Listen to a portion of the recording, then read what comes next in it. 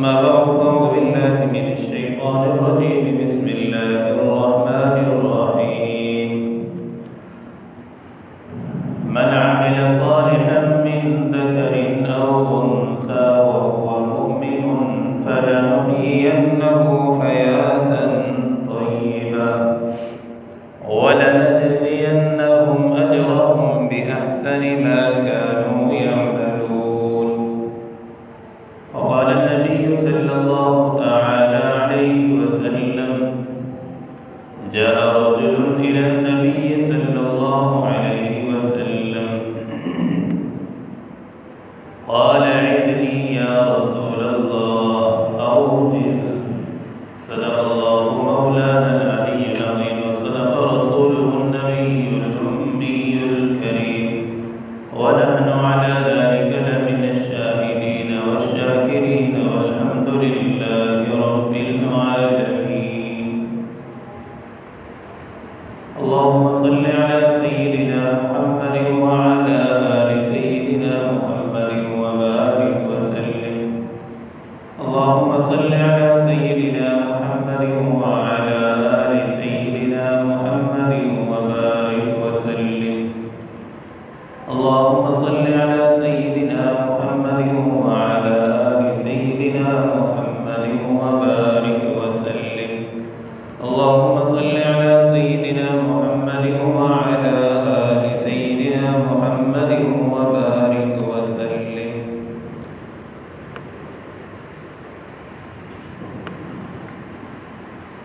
نماز دین کے ارکان میں ایک بہت اہم رکن ہے،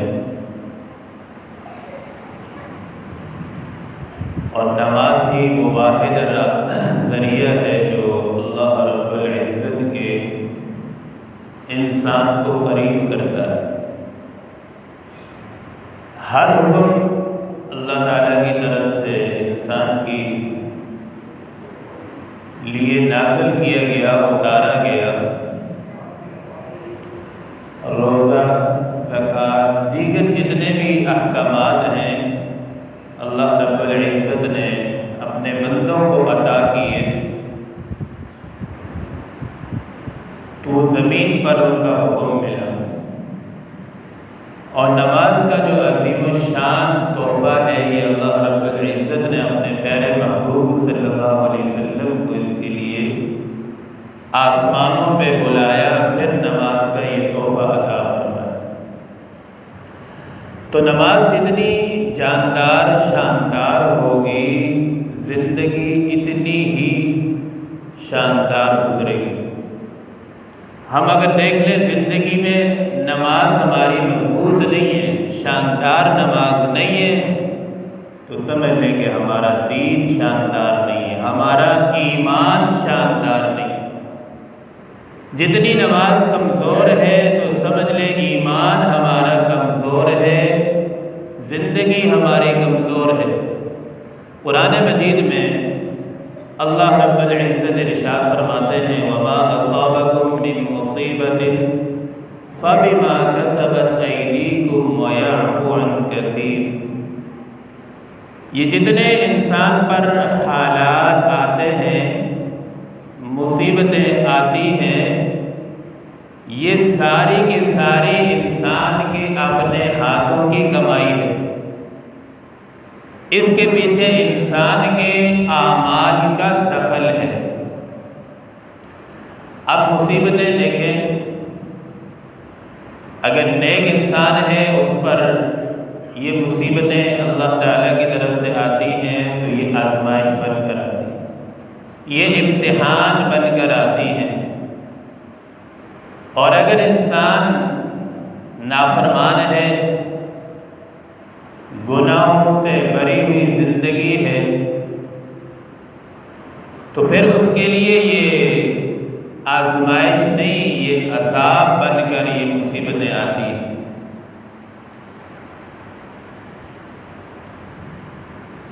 جہاں دیکھا جائے اللہ رب العزت اپنے نیک بندے سے جتنی محبت فرماتے ہیں،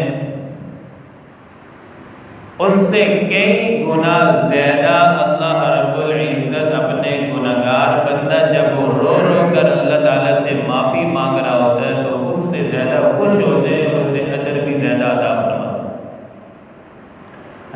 مبارکہ میں آتا ہے جب بندہ نیک اللہ رب العزت کو پکارتا ہے تو اللہ رب العزت ایک مرتبہ فرماتے ہیں لبیک یا عبدی،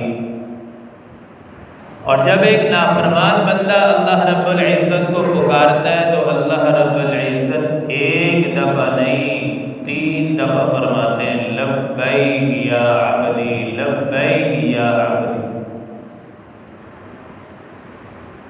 تو اللہ رب العزت اپنے بندے سے بہت پیار فرماتے ہیں، محبت فرماتے ہیں۔ یہی وجہ ہے کہ آج ہم نے کوئی گناہ کوئی کسر نہیں چھوڑی، لیکن اس کے باوجود اللہ رب العزت کی رحمت ہے، محبت ہے، ستاری ہے کہ اللہ تعالیٰ نے ہم پر پردہ ڈالا ہوا ہے، نہیں تو کب سے یہ قوم ہم لوگ تباہ ہو چکے ہوتے۔ پہلی قوموں پر جو عذاب آیا کس وجہ سے آیا؟ یہ نافرمانی کی۔ قرآن مجید میں ساری اللہ تعالیٰ نے تذکرہ فرمایا، کذبت قوم نوح المرسلین، کذبت قوم لوط المرسلین۔ اس قوم نے یہ گناہ کیا، نماز چھوڑی، اللہ تعالیٰ نے ان کے چہرے بدل دیے۔ کسی نے نافرمانی کیے تو اللہ تعالیٰ نے صبح اٹھے تو ان کی شکلیں تبدیل تھی۔ بنی اسرائیل میں پہلے یہی ہوتا تھا کہ جو بھی کوئی گناہ کرتا تھا تو اس کے دروازے پر لکھ دیا جاتا تھا کہ فلاں بندے نے فلاں نے یہ گناہ کیا۔ صبح جب آتے تھے تو اس کے دروازے پہ لکھا ہوتا تھا۔ اور جسم کو پاک کرنے کے لیے وضو کرنے کی ضرورت نہیں پڑتی تھی، نہانے دھونے کی ضرورت نہیں پڑتی تھی۔ حکم ہوتا تھا کہ اگر جسم ناپاک ہو جائے تو چھریاں اٹھاؤ، اپنے اس جسم کے حصے کو کاٹو، پھر جسم پاک ہو۔ یہ تو اب اللہ تعالیٰ نے آسانی فرمائی کہ وضو کر لیں، جسم پاک ہو جائے گا نماز کے لیے۔ بڑی ناپاکی ہے، نہا لیں، جسم پاک ہو جائے گا۔ تو میرے دوستو، اللہ تعالیٰ کی طرف سے جو ہمیں نماز کا حکم دیا گیا یہ سب سے بڑا حکم ہے۔ قرآن مجید میں ایک جگہ نہیں کئی جگہ اللہ رب العزت فرماتے ہیں کہ نماز قائم کرو، نماز پڑھو اور زکوٰۃ دو۔ اور انسان کی جو اصلاح ہے کتنی ضروری ہے۔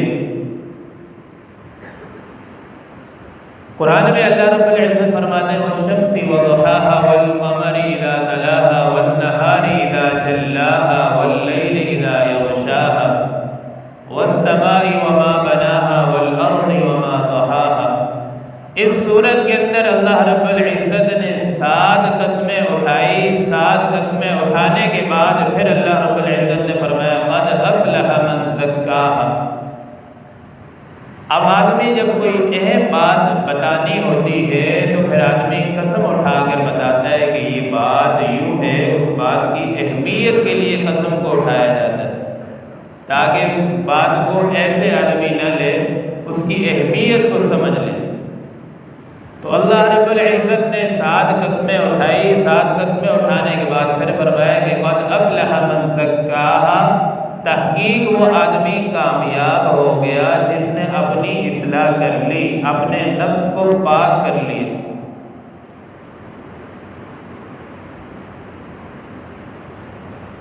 اپنے نفس کو پاک کرنا اس کے لیے بڑی محنت لگتی ہے۔ اپنے دل کو پاک کرنا، صاف کرنا، دل کو بنانا، اس پر بڑی محنت لگتی ہے۔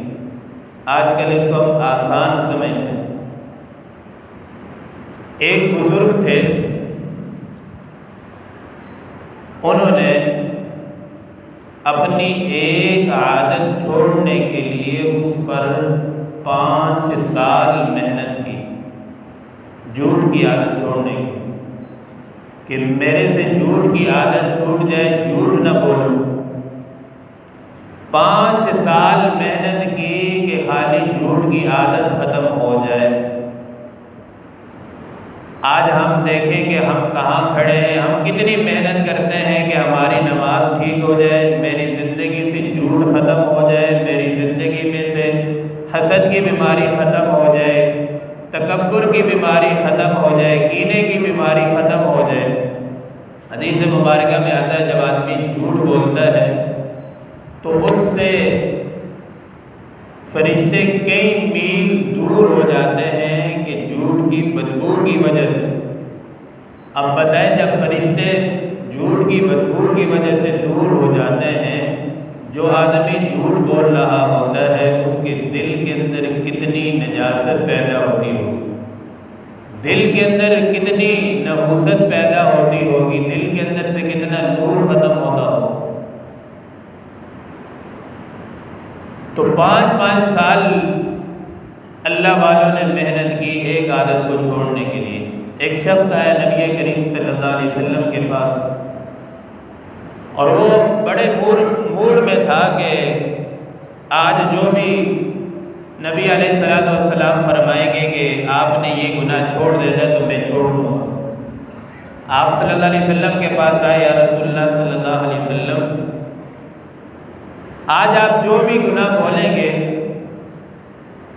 ان میں سے انشاءاللہ میں گناہ چھوڑ دوں گا، وہ گناہ نہیں کروں گا۔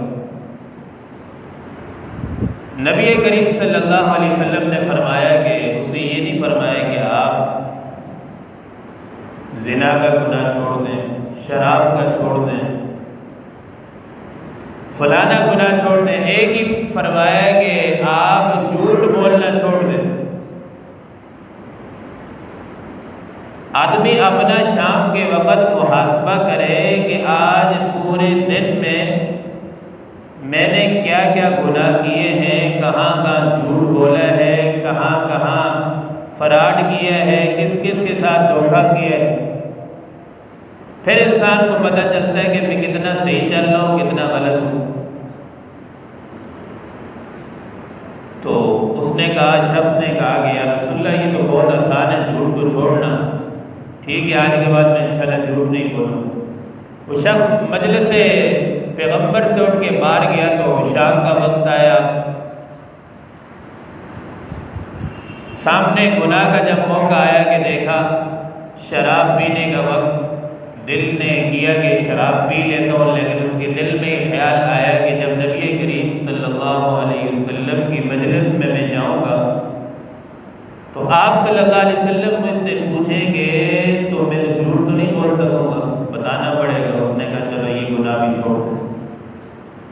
کچھ دیر بعد زنا کا موقع آیا سامنے، تو اس نے کہا دل تو کر رہا ہے لیکن نبی کریم صلی اللہ علیہ وسلم کی مجلس میں جاؤں گا تو آپ صلی اللہ علیہ وسلم کو تو جھوٹ تو نہیں بول سکوں گا، بتانا پڑے گا۔ تو اس نے زنا کا گناہ بھی چھوڑ دیا۔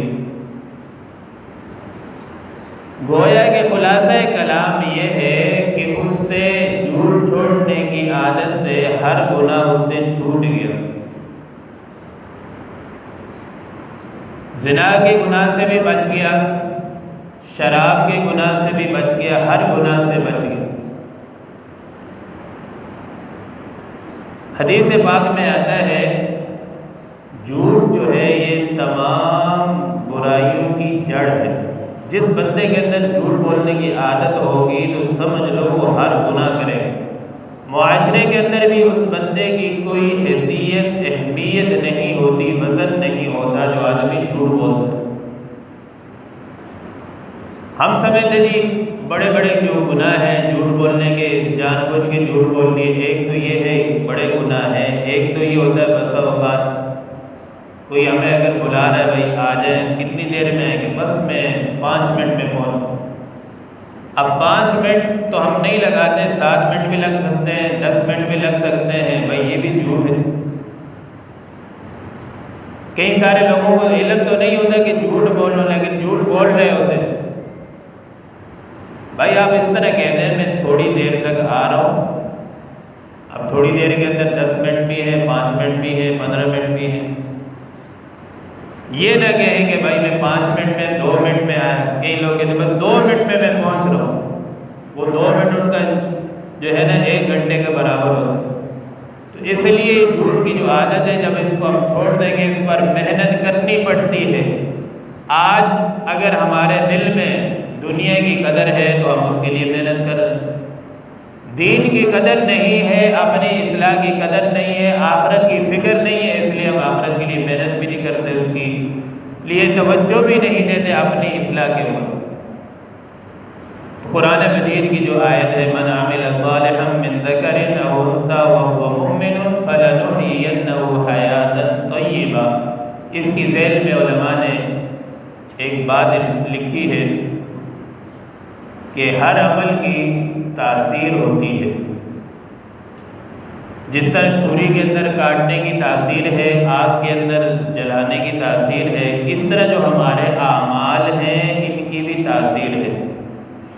اچھے اعمال ہیں، اگر اچھے حالات ہمارے آ رہے ہیں اللہ تعالیٰ کی طرف سے تو سمجھ لیں کہ ہمارے اعمال اچھے ہیں، اور اعمال اچھے ہونے کی وجہ سے اللہ تعالیٰ کی طرف سے اچھے فیصلے بھی آتے ہیں۔ اور اگر اعمال خراب ہیں، زندگی میں کوئی نماز نہیں ہے، حالانکہ نماز کا چھوڑنا زنا سے بڑا گناہ ہے، نماز چھوڑنا شراب پینے سے بڑا گناہ ہے۔ اب جس شخص کی زندگی میں نماز نہیں ہے تو سمجھ لیں پوری زندگی وہ زور لگاتا رہے، تھک جائے گا، اس کے حالات ٹھیک نہیں ہوں جب تک کہ وہ نماز پہ نہ آ جائے۔ نماز پہ آ جائیں گے سارے حالات اللہ پاک ٹھیک کر دے گا۔ پہلے جو کلمہ اللہ نے ہمیں دیا لا الہ الا اللہ، اس کے اندر اللہ نے ہمیں جو توحید سکھلائی ہے کہ سارے دنیا کے جتنے اسباب ہیں ان سے کچھ بھی نہیں ہوتا، الا اللہ، صرف اللہ سے ہوتا ہے۔ اللہ نے توحید سکھلا دی، اور جس در سے ہوتا ہے اس در پہ ہم آتے نہیں، اس در پہ جھکتے نہیں۔ تو پوری زندگی اگر ہم زور لگاتے رہیں کہ میری حالات ٹھیک ہو جائیں، کاروبار ٹھیک ہو جائے، نہیں ہوں گے۔ کاروبار ٹھیک ہونے کا مطلب یہ نہیں ہے کہ کاروبار چلے گا نہیں، کاروبار چلے گا، کہیں سے پیسے رک گئے، کہیں سے چیک رک گیا، کہیں سے یہ معاملات چلتے رہیں گے۔ جب آدمی نماز ٹھیک کر لیتا ہے، نماز پڑھتا ہے، نماز پہ آ جاتا ہے تو یہ سارے حالات پھر اللہ پاک ٹھیک کر دیتے ہیں۔